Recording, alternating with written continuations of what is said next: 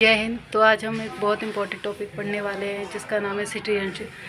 देखिए, सिटीजनशिप में ये हो सकता है कि लोग 3 प्रकार के हो सकते हैं, जैसे कि पर्सन होगा, सिटीजन होगा या माइनॉरिटी होगा।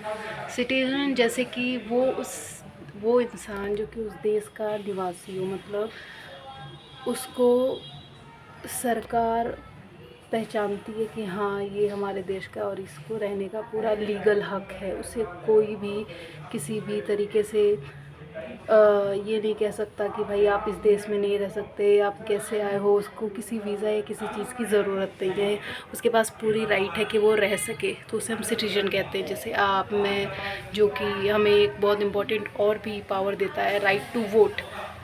और उसके अलावा एक होता है माइनॉरिटी। माइनॉरिटी मतलब वो लोग, जैसे मान लीजिए कुछ बेसिस पे हो सकते हैं, जैसे कि कोई पर्टिकुलर रिलीजन फॉलो करते हो, लाइक मुस्लिम हो गए, सिख हो गए, हिंदू तो मेजोरिटी में आ गए, मुस्लिम, सिख, ये जो है इंडिया में माइनॉरिटी है।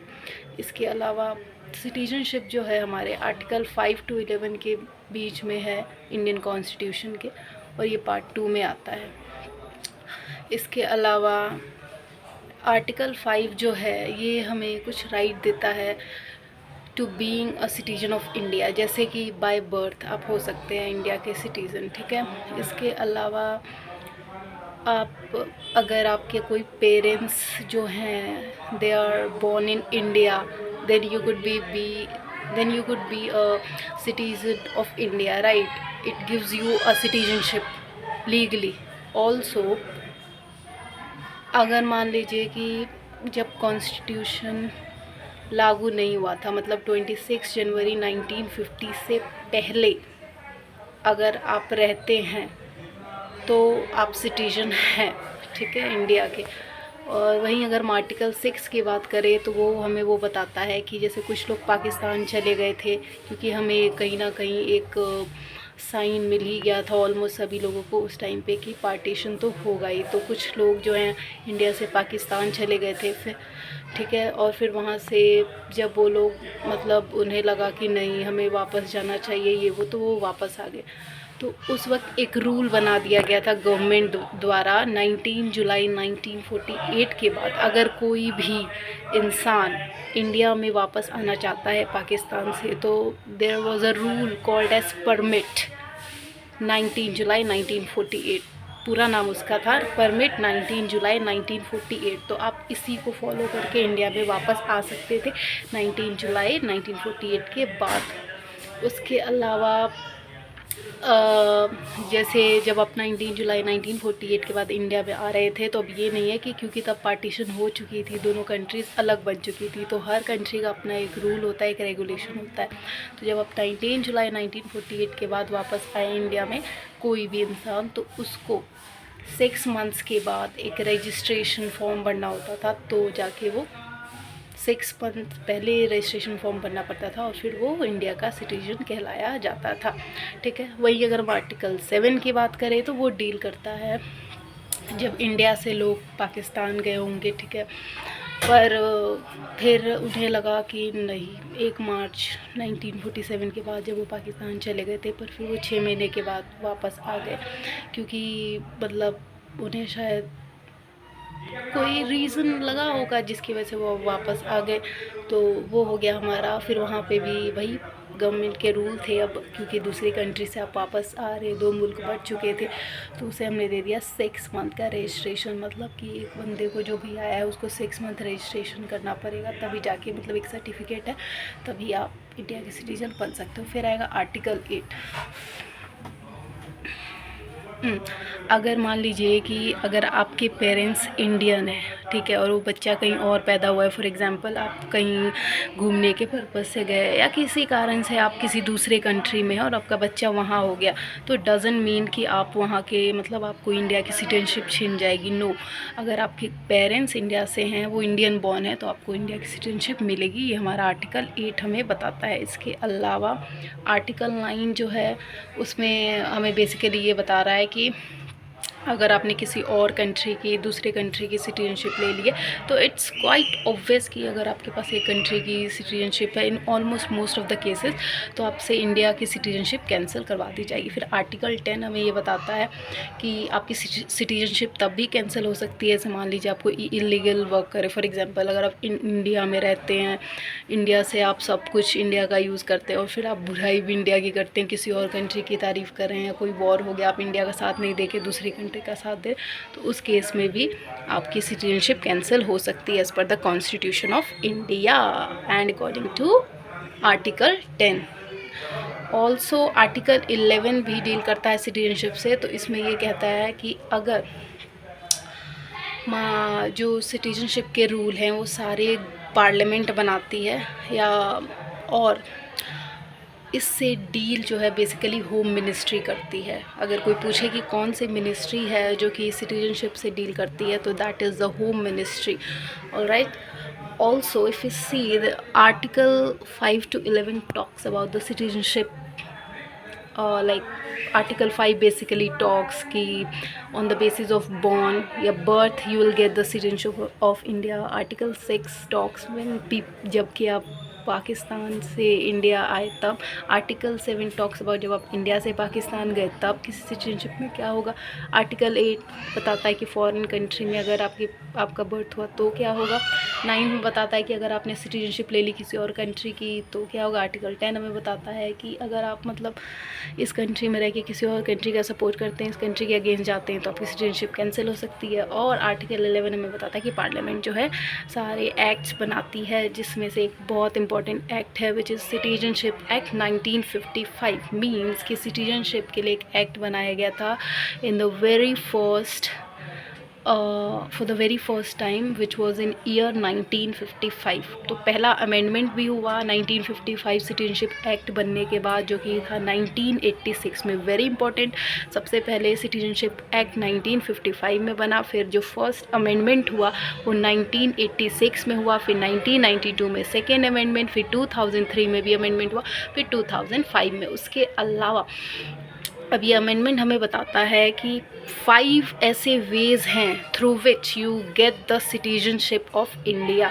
तो first one would be by birth, ठीक है। तो पहला जो है जो हमें सिटीजनशिप एक्ट 1955 में एक तरीका बताया गया है या एक रूल हम कह सकते हैं जिसके थ्रू आप इंडिया के सिटीजन बन सकते हैं, दैट इज़ बाय बर्थ। आपका अगर जन्म हुआ है इंडिया में तो, या अगर 1986 से पहले, मीन्स कि बिफोर द अमेंडमेंट ऑफ 1986 अगर आपके कोई भी पेरेंट्स इंडिया के हैं तो आप यहाँ के सिटीजनशिप कहलाएंगे। पर अगर 2003 के बाद एक मतलब जब अमेंडमेंट किया गया आर्टिकल मतलब सिटीजनशिप एक्ट 1955 में, तो 2003 अमेंडमेंट के तहत ये बात है कि आपके जो दोनों पेरेंट्स हैं they must have a valid certificate, we can say that they belong to India. For example मान लीजिए कि आपकी मम्मी जो हैं वो इंडिया से बिलोंग करती हैं, ठीक है, और आपके जो पापा हैं वो किसी और कंट्री से आए, लाइक लंदन से आए हो यहाँ पे किसी और पर्पज़ से, like health issue,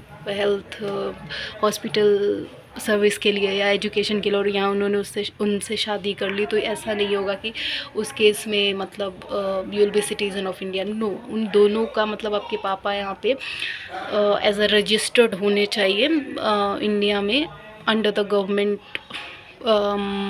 rule, so that criteria meets to you, that is amendment in the act, Citizenship Act 1955 with which says that both your parents should have a validation that they belong to India. Second way to get the citizenship of India would be by descent. Descent says ki like this was done in 1992 that कि आपके पापा जो हैं he must belongs to India, like. And third one would be by registration, like आपका कोई भी, जैसे मान लीजिए आपके पापा बाहर से हैं, ठीक है, और वो यहाँ पे इंडिया में फॉर एग्जांपल स्टडीज़ पर्पज़ के लिए आए और यहाँ पे वो 7 साल रहे हो बाकायदा, तो फिर उसके बाद वो एक रजिस्ट्रेशन अपना करवा सकते हैं and then he will be considered as a citizen of India and he will get the citizenship. And also like there are 5 ways in which we have discussed the 3, which is by birth, by descent, and by registration. So here you, I'm sure that you get the idea of it. Also, we have some of the another 2 topic which is to be considered as like by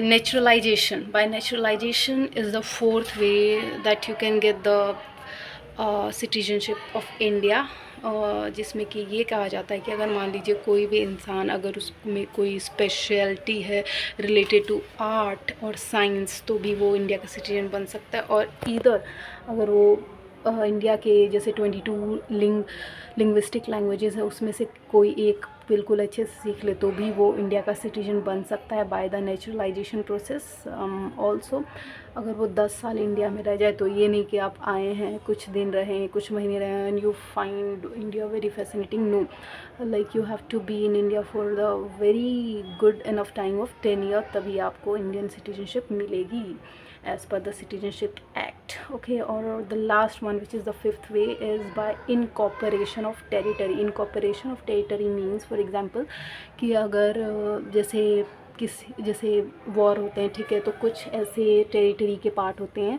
जो कि India और दूसरी country में भी आते हैं और India जीत जाता है तो फिर वो वहाँ के लोगों को भाई कन्विंस करेगा कि आप जो हैं हमारी कंट्री में जुड़ जाइए, तो वो जुड़ जाएंगे, तो that will be the incorporation of territory और वहाँ के लोगों को भी इंडिया की सिटीजनशिप मिल जाएगी। The best example would be Pondicherry act which was made in 1962।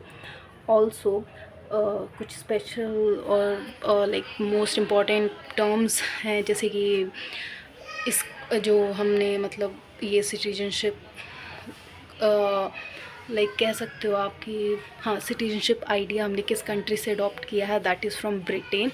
Also we have only single type of citizenship, like in many countries there are 2 type of citizenship, but no, in India you have only single citizenship and that is based on the nationality, like you will be considered as Indian only, not as some state citizen, right? Like you will be called as that you belong to that particular state, but you will be having a citizenship of Indian only, और nationality your call will be Indian। उसके अलावा ये जो है act बना था citizenship act 1955, जिसके basis पे ये काम होते हैं। फर्स्ट अमेंडमेंट 1986 को हुआ था। 5 तरीके हैं सिटीजनशिप एक्ट में दिए हुए कि आप कैसे सिटीजन बन सकते हो इंडिया के। ऑल्सो जो मिनिस्ट्री इसको संभालती है वो होम अफेयर, और बाकी जो रूल्स और रेगुलेशन है वो पार्लियामेंट बनाता है। उसके अलावा अब जैसे कि ये तो 5 तरीके हैं कि सिटीजनशिप आपको मिलती है, पर यहाँ पे 3 ऐसे रूल्स हैं जो कि हमारी गवर्नमेंट ने सेट किया है जिससे आपकी सिटीजनशिप चली जाती है। First one is renunciation. Renunciation मतलब मान लीजिए कि आप किसी दूसरी कंट्री में जाके वहाँ की सिटीजनशिप ले लेते हैं,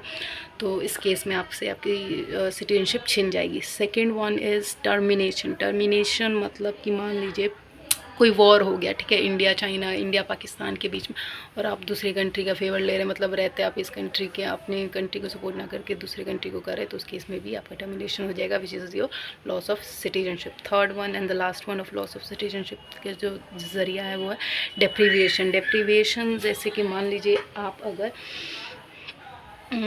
किसी और कंट्री में गए, ठीक है, और वहाँ पे आपका मतलब हाँ, और वहाँ पे आप जाके कुछ महीने रह के वहाँ की मतलब सिटीजनशिप ले लेते हैं, या यहाँ पे आए, मान लीजिए जैसे कि यहाँ पे एक रूल भी है कि 7 ईयर अगर आप नहीं रहेंगे तो आपका रजिस्ट्रेशन नहीं होगा, मतलब आप इंडिया की सिटीजनशिप नहीं बन सकते।